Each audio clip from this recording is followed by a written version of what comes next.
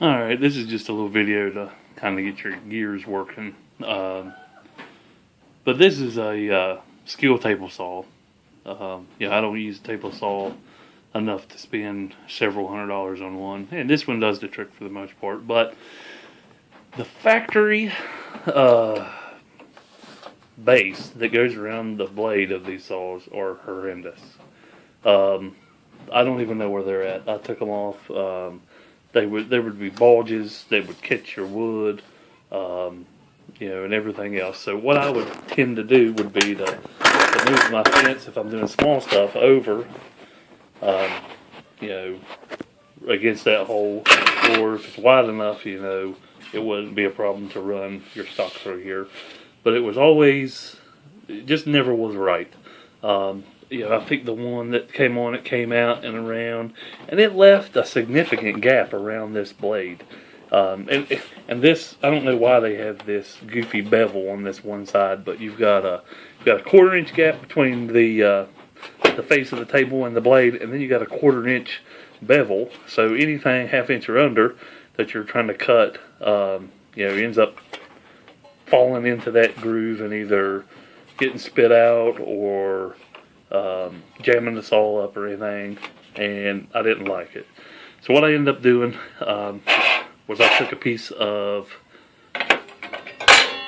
sheet metal and I just started cutting and grinding and trying to get it to fit. I had to round the corners. I beveled the edges. It's slightly thicker than what the divot is for it to fit into. But I think it's going to work well. And as you can see, the tolerances between it and the blade are very close. So even if I'm cutting really small stuff, really thin stuff, I shouldn't have the problem that I had of it falling in to that.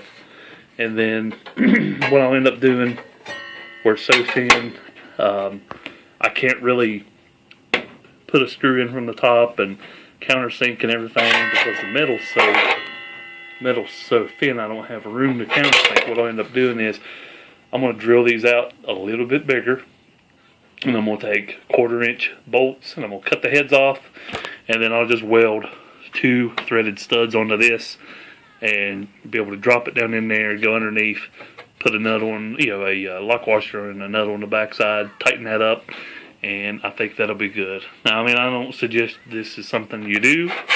I'm sure it violates every safety policy that the company put out in the booklets and anything that a workplace would do. But, I just wanted to put it out there what I did. You may be able to shake this up, deepen it a little better, use a plastic or something a little less forgiving than metal if it would come in contact with the blade. But I just got tired of this, and this is what I came up with, and figured it'd put out there and maybe help somebody else come up with a plan for theirs. But as always, if you enjoyed it, give me a like, subscribe if you want, and any suggestions, just leave them in the comments.